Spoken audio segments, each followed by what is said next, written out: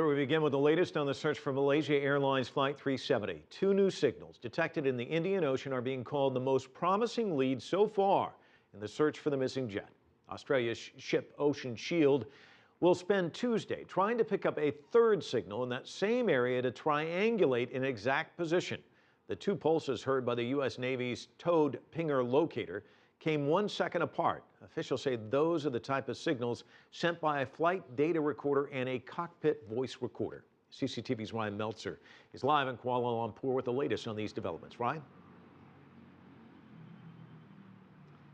Yes, the first thing they've got to do is try to relocate those signals, and then once they relocate them, lock onto them this time. Now, we've been told repeatedly that the batteries on the flight data recorder, the black box, only last for a month, but now two companies involved in the manufacture of that device are suggesting that's not strictly the case. One of them suggested the batteries could last as long as 45 days. They would gradually fade out. Another one said yesterday that they expected the signal to remain strong for another 3 to 4 days. So that certainly gives hope that they will be able to relocate this signal. Once they do lock onto it and get a better idea of the location of where the signal is coming from, then they can lower this Bluefin 21. This is an autonomous undersea vehicle. It's effectively a robot sub, an American piece of technology again. They can lower that down to start searching for the wreckage. But it has its limitations. It can't go below 4,500 meters, and the ocean does go lower than that in this area.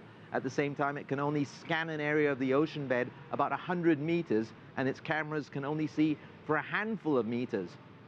And as the Australian in charge of this search operation, the Air Chief Marshal said, at these deep ocean depths, nothing happens fast. So what are the critical next steps in this whole search process, Ryan? Well, that's really it at this stage. That's really to try to pinpoint where these signals are coming from. But first and foremost, they've got to pick up the signals again. Now, on Monday, there was no scheduled briefing here by Malaysian authorities, but they clearly were interested, excited, and optimistic enough about the findings from Australia that they called a press briefing in the afternoon.